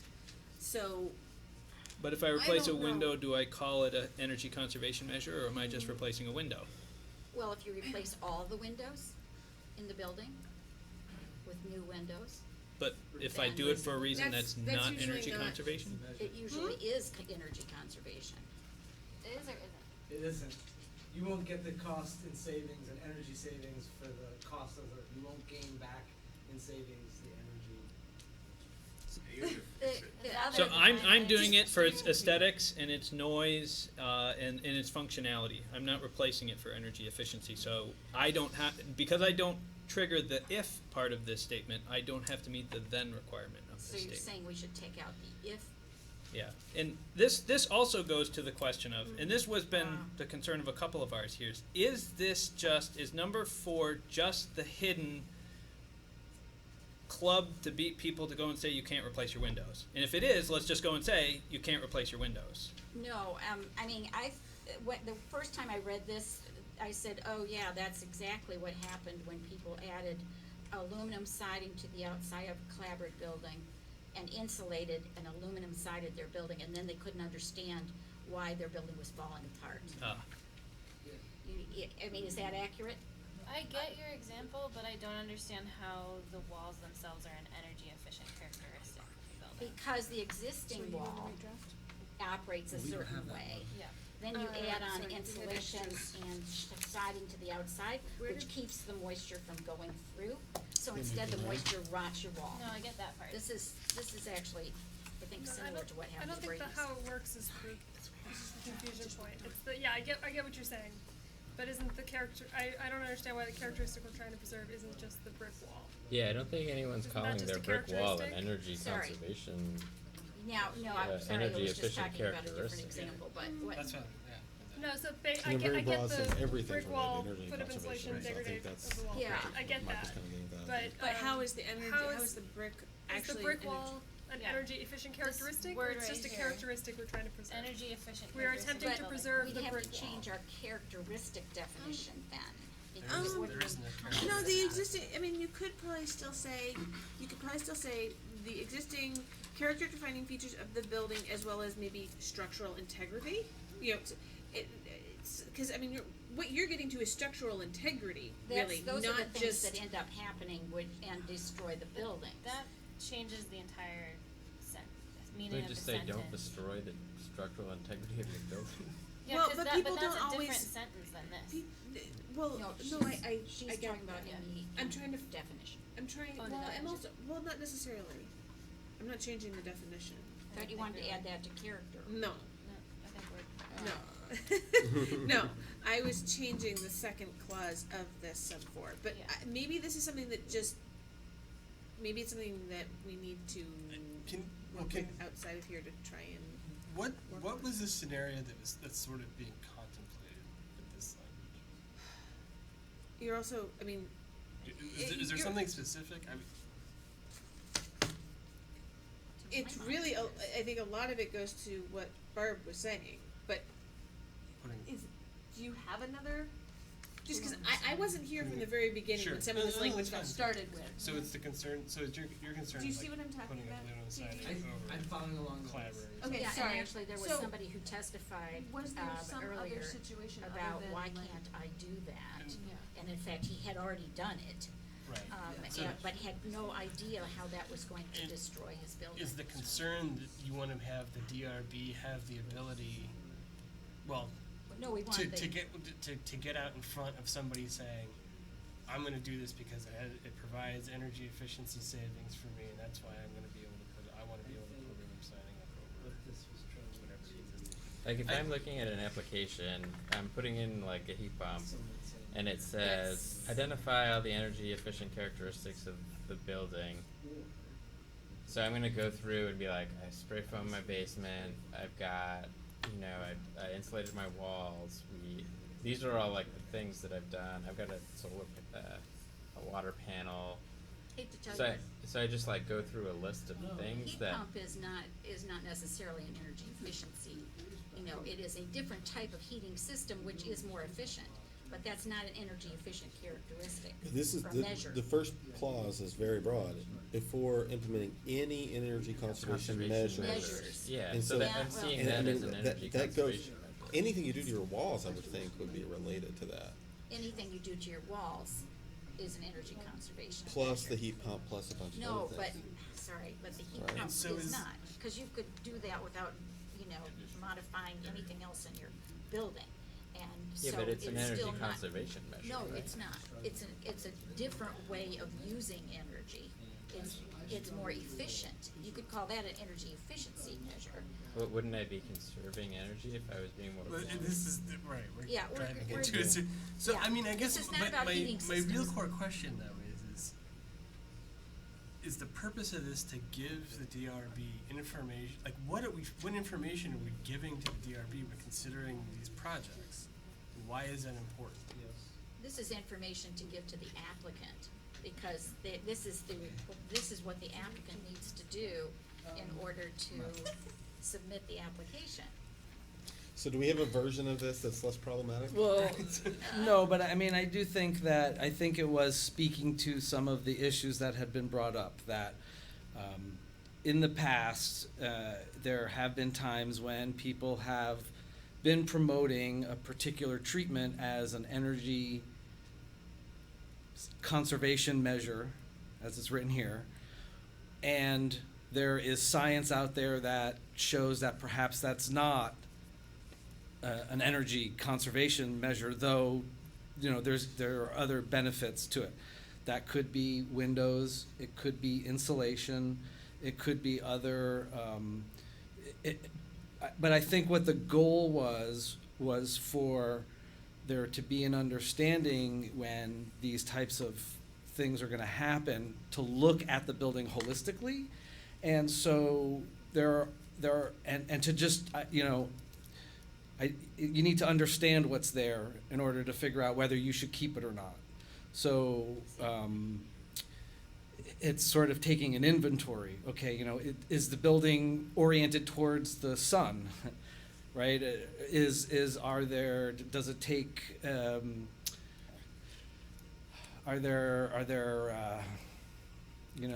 is there cross ventilation through the design that allows natural ventilation so that it maybe doesn't need to be so conditioned?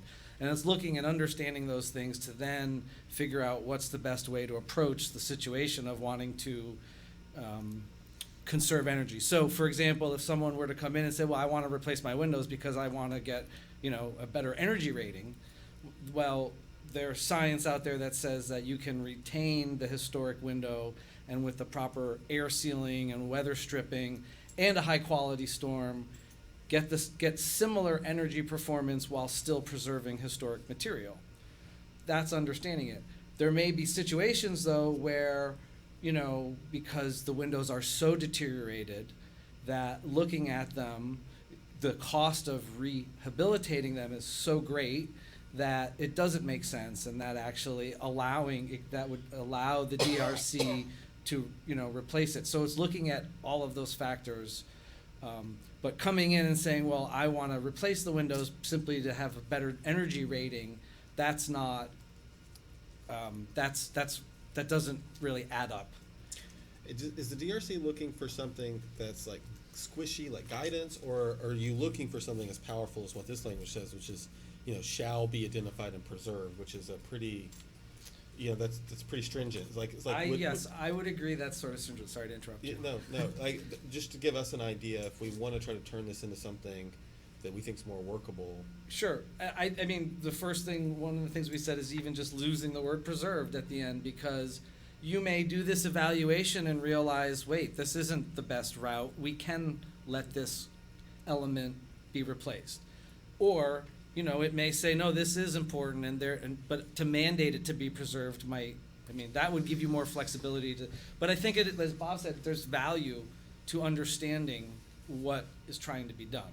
None of this happens in a vacuum, and I think placing it in context, you have to understand certain changes. By tightening up the building, you need to provide better ventilation, or else the building will have mold issues and air quality issues simply by trying to take advantage of energy conservation measures. Would everyone be okay with if this just said the existing energy efficient characteristics of the building shall be taken into consideration? Or is that so squishy that you think that it's worthless, or what? Well, I What think do you it's not specific to before implementing energy conservation measures in addition. Well, this is in the materials section, and it goes to materials and. Well, taking out the energy conservation measures means that phrase would apply to all development, whether it's an energy conservation development or not. So, I mean, and that was my comment, was that I think But it shall limiting be it just to energy conservation measures means as long as I characterize my development project as not being an energy project, then I don't have to meet the second Yeah, half. I don't. But wording it the way you did, Yeah, I don't it think makes we it need to go apply over to that. everything, whether it's an energy conservation or not an energy conservation project. We should take the buildings. I could be wrong, but I feel like the windows is a big one, and maybe we should be just clearer about it if that's something we want to, address. And then, because otherwise this feels swishy and all-encompassing when I could be wrong, but it seems like a large percentage of the time We're people talking are- about windows. Right, people are replacing windows that they may not need to, and they may not know that they can rebuild them and they'll be just as efficient. And that's what we're trying to educate people and preserve those windows. But here we're clouding it, or I still don't understand. So the thing I was proposing would be just a hook for the DRC to use, so that they can include in their guidance, not a mandate, but just guidance in about windows and further information. I don't even think windows are a major piece of this. But it wouldn't result in any kind of mandate. I So mean, what it just sounds like is we want to give the DRB an inventory of characteristics of the building. No, we want the owner, the applicant, to understand how the building is working before they come in and just say, I want to add this insulation for energy conservation reasons. That would be an inventory of characteristics. They want to understand what the characteristics of their building are. Well, in this case, only because if you're gonna add energy conservation measures, you better understand how the building works from an energy standpoint now. Just quickly, a couple of things. The whole window thing in energy conservation gets into a lot of highly technical things. Barbara's pointed out how you think you're doing something good for the building. You're tightening it all up. All of a sudden the paint comes off. And that's because you've trapped the moisture in the building. And you're rotting the building and you're losing energy that way.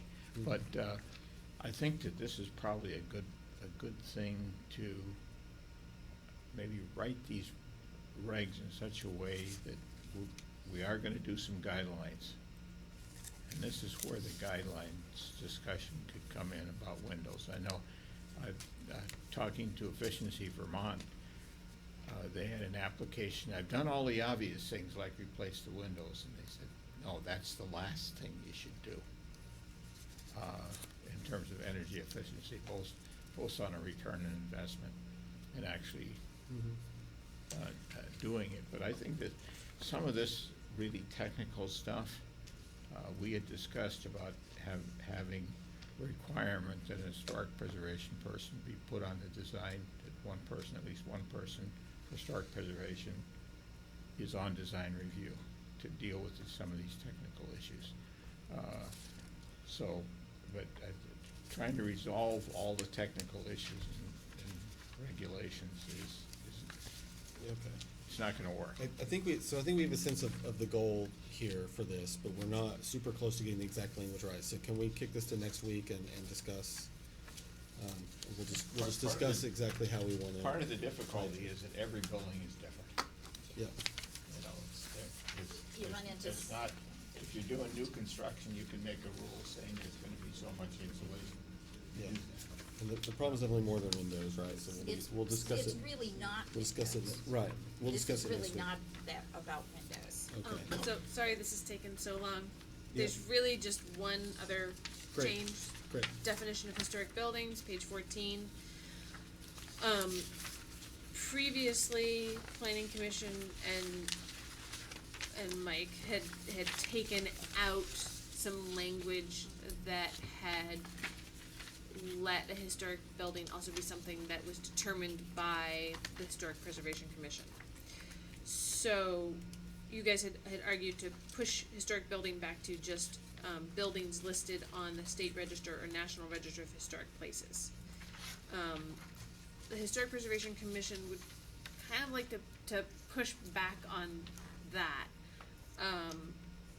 to allow an opportunity for the historic preservation, say the applicant or somebody else has a question, it's not technically on the register, but somebody's arguing that a building is historic, to have the HPC testify before the Development Review Board, and the Development Review Board is the one who makes the call, This- but it's, I'm just, Mike this is brought what, up JM golf earlier, and I think this might Yeah. be like a good textbook if you're trying to teach JM golf.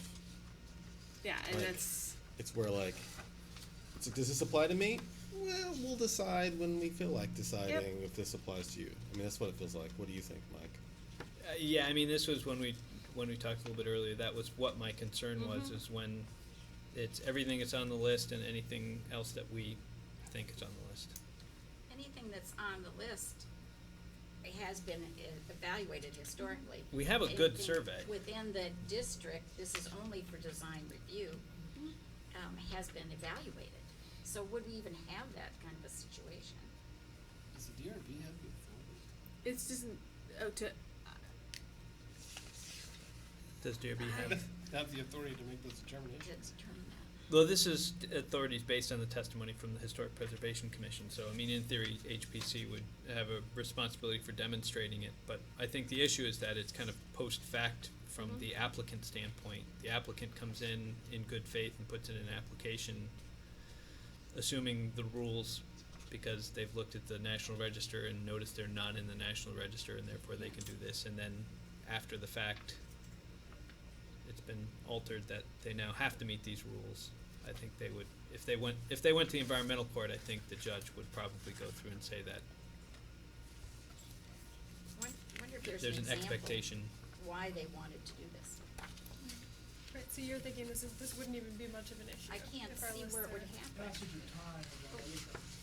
sorry, Oh, so just so the now a public can hear building you. has more historic significance because. Hi, I'm Bob McCullough. The passage of time, among other things, the surveys go out of date very quickly, and questions may arise whether a building that was formerly not included as contributing because of its age may have become historic. There may be other situations too where debate occurs when change has occurred with a building,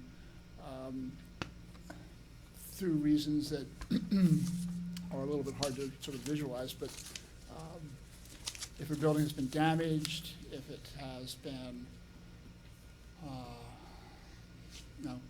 damage is the one example that comes to mind. There could be situations where it's necessary, where there's debate about whether or not a building continues to be historic, and I think that having the Historic Preservation Commission giving them the ability to testify that yes or no, a building has either retained or lost its historic significance. Here's an example. There's a little garden shed behind the building at 159 State Street. It was probably built in the 1920s, 1930s, and it has collapsed. Does the building have historic integrity? Probably not. If not, then its historic significance has been lost. But how do we establish that? In what process do we establish that? And I think that giving the commission authority to testify is a good thing to do. This only allows the commission to add, not remove anything. Not to add, it's simply offering testimony to the Development Review Board when the Development Review Board makes decisions about whether or not to deny a permit or approve a permit. We're not, the Preservation Commission is not adding anything to the survey. It's simply testifying in a hearing as to the historic significance of a resource. Right, but it's in the definition of, is a building historic? Is it on the state register? Yes. Is it on the national register? Yes.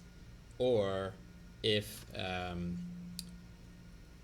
non-surveyed property is determined to be eligible by the DRB based on testimony for Historic Preservation Commission. So you get to like this point and you go down this path if it's considered historic, or you go down this path if it's not considered historic. So there's no opportunity to unlist a property or to have it considered. I think the DRC can certainly offer. I think the DRB will probably follow any advice regarding the regulations and how that's dealt with. But in terms of the definition of what's historic, they can only, the way it's being proposed, add to what's being considered historic. I think that the garden shed that Bob was talking about is listed on the National Register. Sure, it's listed as contributing. It's listed as a contributing building, but now that the roof is caved in, a determination has to be made. The owner now it becomes a public nuisance perhaps, and the owner wants to take it down. So there has to be, if you went through the formal process with the National Register of delisting it, maybe 5 years, Right. It's a But very this doesn't help you though. That's all I'm Right, saying. this The- is the better- non-surveyed properties. The better example is going to be up on the college, and it's now moot because it's past its stuff. So one of the buildings up on the college was 48 years old, not on the National Register, not on the state surveys, but it was built and constructed in such a way that it looks historic. And the question came up through an Act 250, is this building up on the green historic or not historic? And they made all their plans as not historic and proposed a number of things because they assumed they were not historic because they're not on any of the registers. Act 250 lets you make these adjustments, and so there was a proposal from the state that even though this is not a historic building, it's not 50 years old, it's not on the register, they proposed based on testimony that it should be treated as a historic building, and in that case I believe they won. But that's the case that we're looking at. Is for us in our case of administration and doing things, we need to, as people come in the door, they're going to ask us, what are the requirements I need to meet with respect to design review? And Meredith is going to have to say, you have to meet requirements in subset B, or you're going to need to meet the requirements in subset C. And I think while the state has been given a little more flexibility, I think with these things, I think JAM Golf, that decision kind of boxes us in a little bit more at the local level to be a little bit more specific about that. I mean, I think there's some risks in here from a legal standpoint. I think that the Design Review Commission is part of the city, so it would be the city saying, haha, we're actually gonna change the rules on you part of the way through. And yeah, so I'm not comfortable with that. Are the surveys done? How frequently are the surveys done? I was under the impression that it was at least. It varies. It depends on funding that's available, whether a preservation consultant is hired to do a survey. It varies considerably. Like 5 to 15 years, or? We just updated the survey 2 years ago. Yeah. Yeah, And the before that, it 1988. hadn't been done amended in the eighties, but it hadn't been updated since it was written in the seventies. And when The- you say the we, other- is the other- it the city or the state? There's some buildings that are listed on the state register in Montpelier that aren't part of the National Register District, but that's stuff from the seventies. You know, so that it's And we include both here, though. useful, it's Right, nice. we And- include that. Just As one long as they're thing enforced. too is that it could work both ways in that, for example, with the structure that's collapsed that was listed, one way this could be expediting or streamlining things in some way would be, it has to go for to clear the parcel, it would need a demolition permit. But it's listed currently as a contributing resource on the National Register. I think part of our intent was that this could be a mechanism where that person could come in and say, well, it no longer has integrity because it's a pile of sticks on the ground, and the HPC could provide testimony supporting that to the DRB, which could then say that it is no longer considered historic. And then they could get a demolition ordinance without having to go, a permit without having to go through the full historic preservation process. That's one potential way where it could be helpful, but, it also is just calling for eligibility. It is not changing the listing at all, which is just the threshold that's needed even in, state or federal review. It's just, it needs to have those characteristics. And the other factor too, in response to your comment that this isn't helping us, the Historic Preservation Commission doesn't have authority to designate a building as historic. We don't have a role in any kind of regulatory context, and I think that by establishing the ability to testify at least, then that at least gives the Preservation Commission the opportunity to offer their expertise to the Development Review Board. That's the purpose of this phrasing. I feel like if we wanted to do that, the better avenue would be for us to just dictate without using these registers, like create our own list to regulate that. That's a huge. I mean, if the we proper had way to some go about construction- something is sometimes the hard way. The other option would be to have gone through and say any building listed on the state register, national register, and any other structure more than 50 years of age. Then you've got a black and white line that goes through and says anything that's 50 years old becomes historic, and it's a moving target. It's a shed. If It it's- could be, that's if where it a would question, never it's a have been shed, and how contributing anyway. do we know when we get an application in whether that building or that garage that was built, do we have to look back in the assessor's cards to see? I mean, there's administrative hang-ups to that, but I was just saying, there are ways that are more defensible in court.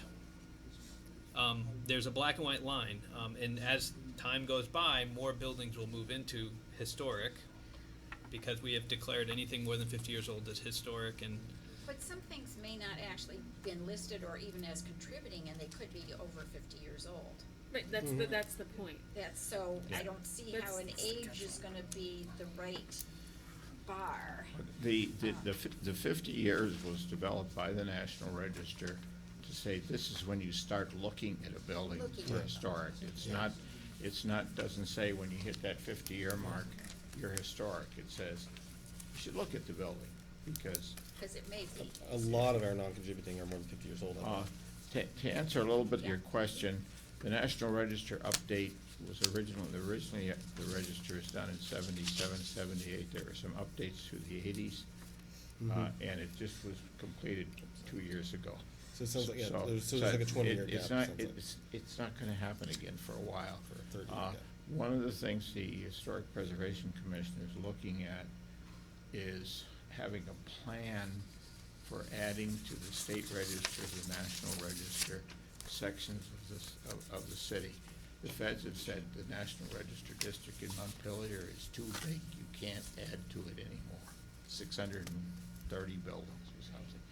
But, if you start thinking about areas that could be added, look at the Meadow, College Street. Now, boundaries have to be set, because one of the difficulties in Montpelier is that neighborhoods sort of blend into each other with buildings. So to say, here it is, but we're working on developing a plan to do that, but that plan is not gonna be carried out for 20 years if it's lucky. Is it possible to add every few years to add a few buildings to the state register? It would be, and that's one of the things, being a CLG, the state has a grant program that the city has to match Okay. it, but usually can match it with donated time from city staff. But that's exactly the plan, to say, okay, you know, what do we wanna do? We wanna put this on the state register, much easier than the national register. You know, just to have a plan to do that,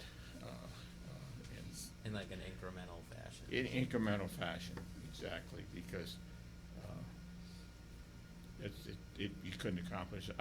My guess is that less than half the historic buildings are in Montpelier are actually in the National Register District. Yeah.